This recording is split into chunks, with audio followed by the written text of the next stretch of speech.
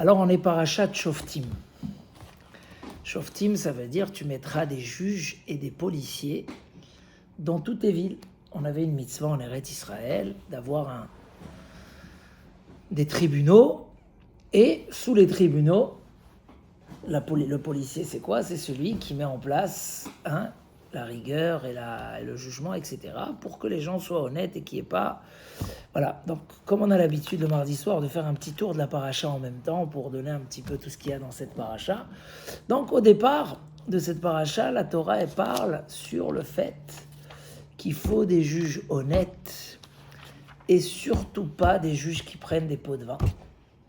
Le shochad, strictement, la Torah elle est contre le shochad, elle dit clair et net qui a shochad ya'aver ene chachamim. Le shochad, les pots de vin, ça aveugle les sages. Il peut être sage, il peut voir. Le fait qu'il a un intérêt, ça l'aveugle. Mais ça lève d'ivrei tzadikim. Même des gens tzadiks, c'est le début de la paracha. Tzedek tirdof, tu dois toujours aller après chercher la vérité. Et la Gemara qui raconte cette histoire que Rabbi Ishmael, il avait un champ. Et ce champ était géré par un métayer, on dit un métayer, quelqu'un qui s'occupe du champ. Et un jour, toujours il lui ramenait les fruits le dimanche, et cette fois-ci il lui a ramené les fruits le jeudi. Il dit, pourquoi tu as amené plus tôt? Il dit, parce que demain je passe en justice devant toi. J'ai dit, je vais t'amener les fruits avant. Rabbi Ishmael, il a dit, ça y est, je peux plus te juger. Je peux plus te juger, tu m'as fait un petit geste d'intérêt, je peux plus, donc tu sais quoi, je vais mettre quelqu'un d'autre à ma place. Et Rabbi Ishmael, il raconte, il dit que le jugement se passait, lui il était dans la chambre d'à côté, il écoutait, et il dit que tout le long du jugement, il se disait, s'il veut gagner, il faut qu'il dise ça, il veut pas qu'il dise ça, etc. Ça veut dire, alors après il a dit, regarde, il m'a amené mes fruits, c'est pas qu'il m'a donné un cadeau, c'est mon champ, c'est juste qu'il les a amenés un peu à l'avance. Et finalement, j'ai pas voulu les accepter. Et je ne l'ai pas jugé, et quand même, mon esprit est tenté pour son intérêt. Quand bien, la Torah elle nous dit, on ne peut pas compter sur la faiblesse que l'homme il a, après ses intérêts, après... Donc, le juge, il doit être complètement propre, il n'a pas le droit d'écouter l'un avant l'autre, il faut que tout soit équilibré. Si on a un pauvre et un riche qui arrivent au jugement, il faut que ça soit... Voilà, il ne faut pas privilégier l'un sur l'autre. Bon, il y a toutes les halachot, ça c'est la première partie de la paracha. Entre autres, dans cette paracha, on va parler de la mitzvah quand on arrive en Eretz Israël, de mettre un roi qui va nous guider et d'enlever toutes les nations qui sont en Eretz Israël. On ne pouvait pas laisser d'autres nations en Eretz Israël. La terre a été promise à Abraham. Quand on arrivait, on devait les renvoyer. C'est une mitzvah que les Bnei Israël n'ont pas bien fait, et que le risque que la Torah elle a dit, ils vont t'influencer vers le mauvais chemin. Si tu les laisses, ils vont t'influencer. Et les Bnei Israël, ils n'ont pas fait totalement comme il fallait, et ils ont été influencés après l'idolâtrie. C'est un deuxième sujet qu'on voit dans la paracha.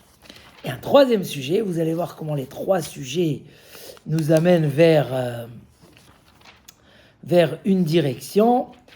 Le troisième sujet, on a les villes de refuge, celui qui s'est répété plusieurs fois dans la Torah, les villes de refuge, quelqu'un qui a tué sans faire exprès, on l'a envoyé dans les villes de refuge jusqu'à la mort du Kohen Gadol. Et à la fin de cette paracha, on a un sujet incroyable. J'ai entendu dans ma jeunesse beaucoup de cours sur ce sujet-là, qu'en soi, il va un petit peu vous étonner. La Torah raconte comme ça l'histoire de Egla Arufa. C'est quoi Egla Arufa? La génisse à qui on cassait la nuque. Ça te dit quelque chose? La génisse. En fait, la Torah a dit, si, chas shalom, on est en Eretz Israël et on trouve un homme mort en dehors de la ville. Et on ne sait pas qui c'est qui l'a tué, qui est l'assassin. Alors, qu'est-ce qu'on peut faire? Il y a des enquêtes policières, mais qu'est-ce que la Torah nous dit de faire? Bien sûr, on va l'enterrer, etc. Mais la Torah a dit non. Il faut qu'on mesure entre les deux villes il est plus proche de quelle ville. Donc le Beit Din, le tribunal, devait sortir et mesurer de quelle ville il est plus proche. Une fois qu'on s'est aperçu de quelle ville il est plus proche, alors le Beit Din de cette ville-là sont les responsables, ils vont sortir, ils vont prendre une génisse qui n'a jamais travaillé et ils vont la faire descendre là-bas à côté du fleuve, un endroit qui a jamais été semé, labouré, etc. Donc ni elle a travaillé, ni l'endroit où il a été semé ou labouré. Et on va amener les Kohanim, d'accord ? On va amener tous les vieux et les sages de la ville. On fait un grand scénario alors qu'il y a un assassin qui a tué quelqu'un et que on ne sait pas. Et ils vont tous laver leurs mains sur la génisse et ils vont dire c'est pas nous qui avons versé ce sang-là. Nous sommes pas, on n'a pas vu. Pardonne au peuple d'Israël sur ce qui s'est passé et ne punis pas la ville suite à ce qui s'est passé là. Si un jour on trouve c'est qui l'assassin, on va le juger. Mais déjà, on doit faire tout un scénario. Et Rachi dit quelque chose d'incroyable. On l'a pas vu, c'est quoi on l'a pas vu? Il dit Rachi, on l'a pas vu sortir et on l'a laissé sortir sans être sûr qu'il a des provisions dans son sac à dos. Ça veut dire qu'ils doivent complètement dire qu'ils n'ont aucune responsabilité. Parce que si quelque part, on a fait un petit cours là-dessus sur les 5 minutes de Torah, je ne sais pas si vous avez écouté, mais on ne l'a pas laissé sortir sans provision. Si on l'avait vu, il nous avait dit au revoir, je m'en vais après la synagogue, et on ne lui a pas demandé s'il a à manger, quelque part, on n'est pas propre de cette histoire. Il faut dire que vraiment, nous, on est pour rien, etc., et qu'Hachem pardonne à la ville, et que la ville ne soit pas punie. Et tout ça, c'est étonnant. Qu'est-ce qu'il y a besoin de faire tout ce scénario, toute cette histoire? Il y a un mort, c'est qu'il y a un assassin. Il faut faire les enquêtes, il faut punir l'assassin. Pourquoi la ville et déranger le tribunal et mesurer, vous savez c'est quoi, mesurer entre deux villes? Bon, peut-être qu'aujourd'hui on a des moyens, mais il fallait prendre une corde, tout simplement, pour mesurer et faire une fila, etc. Mais en fait, la Torah veut nous apprendre de se sentir responsable. Tu peux pas dire, il voyage, c'est son histoire, c'est son problème. Il n'a pas où manger, c'est son problème. La Torah nous apprend qu'un homme doit être responsable de ce qui se passe autour de lui. Et c'est un des plus beaux messages qu'on peut dire, Rosh Chodesh Elul, quand on commence le mois de la Tchouva, le mois de la Kapara. Un homme qui ne se sent pas responsable de ses actes, il n'a pas sur quoi faire tes Tchouva. Sur quoi tu veux qu'il fasse Tchouva? Ce que j'ai fait, c'était par des causes, c'était machin. Des fois, tu parles à des gens de la tchouva, tu as l'air de les angoisser plus qu'autre chose. Alors que la tchouva, on l'a lu ce matin dans le cours après la tfila, c'est un des plus beaux cadeaux que Dieu a donné à l'homme. C'est un des plus beaux cadeaux. Parce que où tu vois qu'on pardonne à l'homme les fautes, il n'a pas payé sa fiscalité, la TVA, machin, on lui enlève comme si de rien n'était, ça n'existe pas. À Kadosh Baruch Hu, il enlève. Et par un qu'il enlève, il aide l'homme à faire tchouva. Et il aide à remonter. Pourquoi on a 40 jours? Parce que par un que Dieu il a pardonné la faute du veau d'or, mais il a aussi donné des nouvelles tables de la loi. Donc Moshe Rabbeinu il est monté Rosh Chodesh Elul, et il est redescendu quel jour? Yom Kippour. 40 jours pour amener les nouvelles tables de la loi. Les tables de la loi, ce n'était pas un livre qu'on recevait. Ce n'est pas un Sefer Torah qui coûte 40 000 euros. C'est pas ça. Les tables de la loi, ça veut dire que la présence divine, elle est en nous. C'était le témoignage aux yeux de toutes les nations et à nos yeux que la Torah nous appartient. C'est marqué, par exemple, que dans les premières tables de la loi, quand on étudiait, on n'oubliait pas. Quand on étudiait, le Yetzer Hara ne pouvait plus s'approcher de nous, parce qu'ils étaient à un niveau très élevé. Les deuxièmes tables de la loi, c'est plus dur.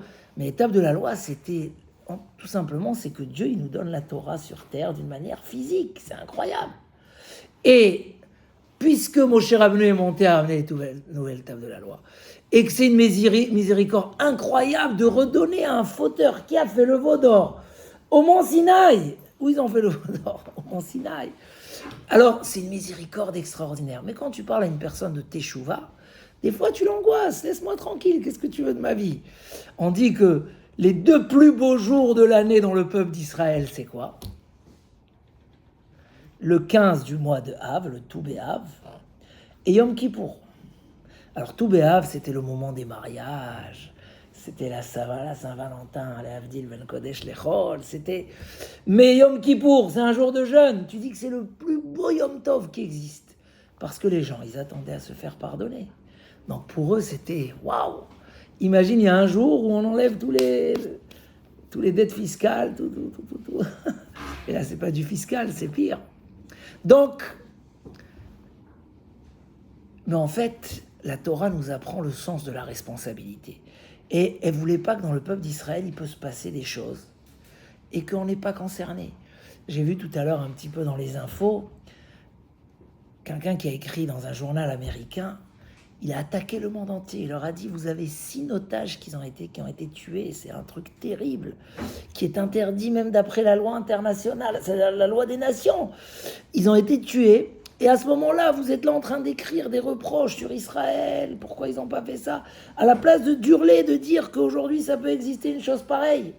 Ça veut dire, le cri qu'a écrit ce journaliste et qui a été vraiment félicité énormément, c'est... Il faut qu'on se sente responsable de ce qui se passe. On ne peut pas. Ce n'est pas notre affaire. La Torah nous apprend que tout ce qui nous arrive, on est responsable. Donc si tu négliges quelque chose au départ, les conséquences, c'est toi qui es responsable. Tu ne veux pas dire j'ai laissé mon marteau sur le toit et ce n'était pas prévu qu'il y ait une tempête, il est tombé, ça a tué quelqu'un.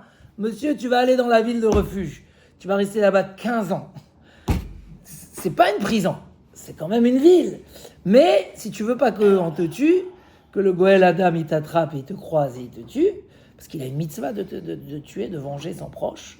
Donc tu vas là-bas, il n'a pas le droit de te toucher. Tu vas rester avec le Kohen Gadol, tu vas faire tchouva. Pourquoi? Parce que quand tu es en train de réparer ton toit, tu dois te sentir responsable de ce que tu fais.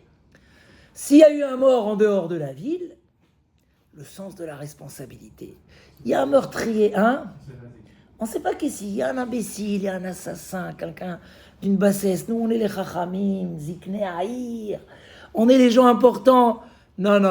Il faut te sentir responsable. Donc, on va se faire sortir toute la ville avec les Kohanim.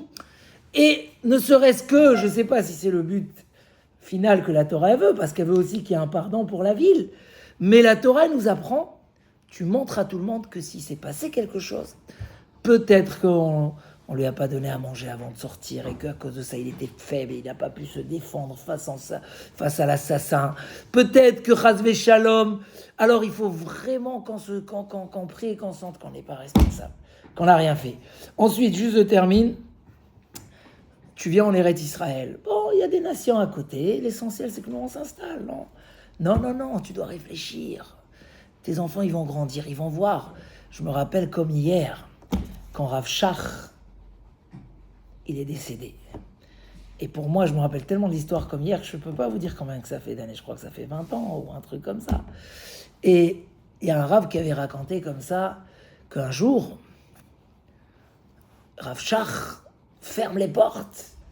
Arrive un milliardaire américain qui donnait à la yeshiva des millions d'euros, sans exagérer le mot million.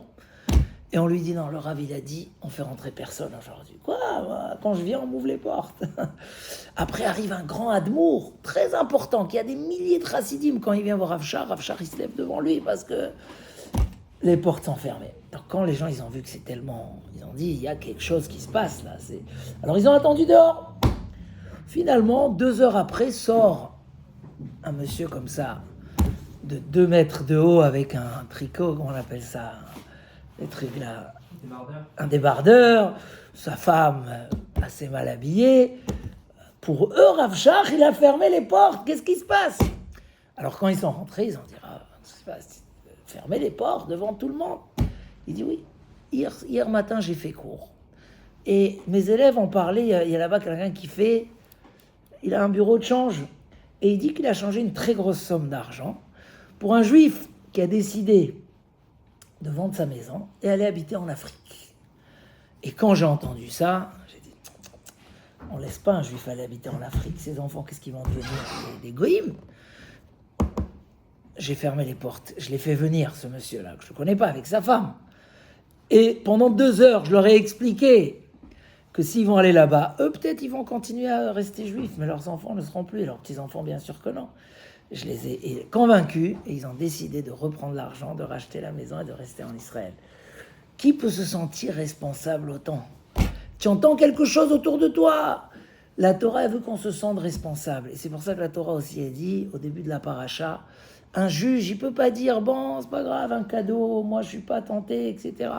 La première chose pour qu'il y ait de la justice, pour qu'il y ait de la vérité dans la vie, pour qu'un homme il aille droit où il veut aller, il faut qu'il se sente responsable de ses actions.